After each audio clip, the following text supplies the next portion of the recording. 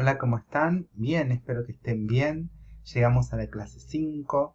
Bien, en esta clase lo que les voy a explicar muy brevemente es sobre los tiempos verbales. Bien, estos tiempos verbales que voy a explicar, acuérdense que está conectado con la clase anterior, que eran hechos. ¿Se acuerdan? Teníamos que identificar qué era un hecho y qué no era un hecho. Bien, los hechos son cosas que han ocurrido y ocurrieron y ocurren. Bien, pero nunca son cosas que van a suceder. Bien, esos hechos a futuro, como se le puede decir, en realidad son predicciones. Bien, porque todo lo que sea a futuro no es muy probable que ocurra.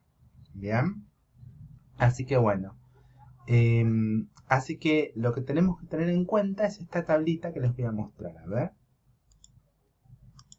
ahí está. Bien, quiero que estudien esto, que les quede bien claro. Esto les va a ayudar a hacer el multiple choice.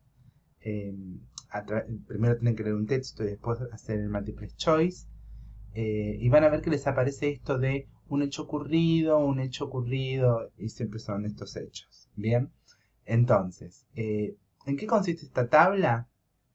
Primero que nada, en identificar o reconocer cuáles son los hechos. Bien, tenemos hechos a futuros, están acá, hechos en el momento, que hechos en progreso, mejor dicho, pero que ocurren en este momento, hechos verdaderos, que ocurren siempre, hechos ocurridos en retrospectiva, o que ocurren y uno lo ve en retrospectiva, bien, ahora voy a explicar qué es, hechos ocurridos y finalizados en el pasado, y hechos ocurridos antes que el pasado, bien, o mejor dicho, que otro pasado. Bien, este confunde un poquito, pero es fácil. Bien, vamos a empezar por el hecho futuro. Bien, cuando yo hablo de hecho futuro, acuérdense, es una predicción como dijimos recién. Bien, es algo que yo no estoy muy seguro si va a ocurrir o no. Puedo tratar de predecir. Voy a ir a tal lado, por ejemplo, este fin de semana voy a ir o iré de mini vacaciones a la costa, pero uno no sabe si puede ir. ¿Bien? Precisamente, bueno, no se puede ahora. Pero cuando termine la cuarentena, iré a un hotel 5 estrellas, por decirles algo. Pero no se sabe si esto va a poder ocurrir, porque es a futuro, ¿bien? Pueden ocurrir mil cosas. Eh, entonces, ¿cómo yo puedo reconocer en el texto una idea futura o un hecho futuro? Con un will. Simplemente busquen esta palabra, will. Y esta palabra will tiene que estar acompañada dentro de la oración con un verbo. ¿Bien? El verbo base. Ahora voy a explicar lo que es un verbo base. Bien, verbo simple, digamos. Cualquier tipo de verbo. Bien. Después tenemos un hecho en progreso o en el momento presente. Bien. Esto significa que es una acción o un hecho que está ocurriendo ahora. Bien. Esto lo deben recordar del presente continuo. No sé si les suena. Bien, ahora se le llama progresivo. Bien, por eso viene hecho en progreso. Bien, en este caso van a ver que cómo lo pueden reconocer, porque va a tener un verbo to be, un am, is o un are, y al lado tiene que haber un verbo que esté en progresivo. Y ese progresivo es un verbo con una ing. Bien, esto es bastante simple y creo que muchos lo recuerdan. Bien, ¿por qué digo cuidado acá? Porque a pesar de que yo diga, por ejemplo, yo estoy hablando, que es un hecho que está pasando ahora, en este momento, a veces nosotros, es decir, los hablantes de castellano y los hablantes de inglés, utilizamos el hecho en presente progresivo con una idea futura. ¿Bien?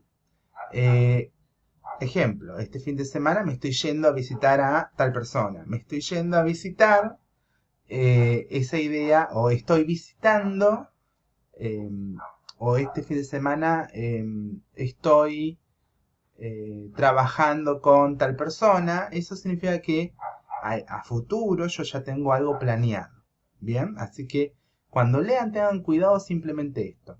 En el caso de que les pidan un hecho progresivo en presente y que en realidad esté indicando futuro. Esa es la única, digamos, dificultad que puede llegar a tener. ¿Bien? Igual no se preocupen, pero puede ocurrir.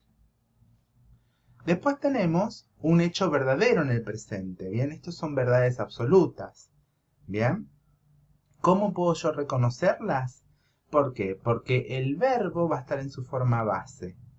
¿Bien? Voy a ver un verbo que no está conjugado con nada. O si no, voy a ver el verbo que tiene una S, es decir, al terminar se le agrega una S o una S. Bien, si ven un verbo con una S, como por ejemplo plays, bien, o studies, con una S, eso me indica un presente simple. Es un hecho que está ocurriendo ahora, no que está ocurriendo, perdón, que ocurre ahora, que es una verdad. Bien, a veces puede estar el verbo to be solo, am, is o are, y a veces se lo puede reconocer porque está acompañado de los auxiliares do y das. Bien, esto es para hacer una pregunta o para, con un not, para negar. Bien, esta es la manera más fácil de reconocer un hecho verdadero en presente. Bien, a veces, cuando hablamos de presente, podemos contraponerlo con el pasado. Fíjense acá, tenemos un hecho ocurrido y finalizado en el pasado. Bien, ahora van a ver por qué escribe esta. Entonces, todo lo que ocurrió es algo remoto. Bien, es un hecho remoto, ocurrió en el pasado y finalizado. Bien, como por ejemplo, si hace 5 años yo me caí, bien, digo, me caí. Es algo obvio lo que estoy diciendo, ¿bien? Pero van a ver que ese me caí, se golpeó, desaprobó, etc. En inglés lo van a reconocer porque los verbos llevan ed. ¿Bien? Cuando llevan ed son los verbos regulares. Regulares de regla, que la regla es que terminan en ed. Así como nosotros decimos golpeó, escupió, estudió, trabajó, que nos damos cuenta que están en pasado porque llevan o. Bien, en inglés se dan cuenta porque lleva ed. Bien, pero no todo es fácil en inglés, así como nuestras mismas conjugaciones. A veces los verbos pueden ser irregulares, que seguramente más de uno lo debe conocer. Hay una lista, bien, una lista de verbos que se llama lista de verbos irregulares, que ahora la voy a mostrar.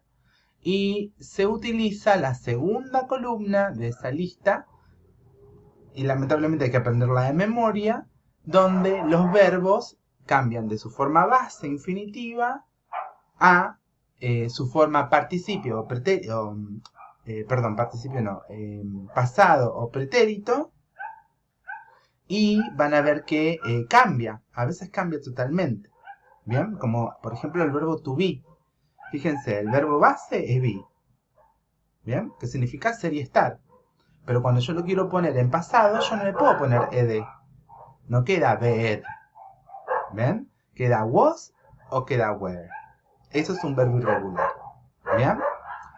Así como en el hecho presente puede haber auxiliares do y das, en pasado puede haber un did.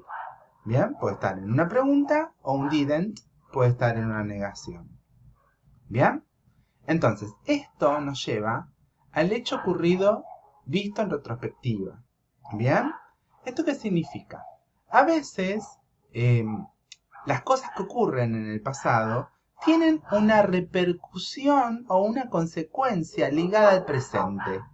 ¿Bien? Cuando un evento ocurrió demasiado cerca del presente, no está correcto decirlo en pasado. Deberíamos utilizar el presente visto en retrospectiva. ¿Bien? Entonces, o presente perfecto, como lo conocen algunos. Miren acá.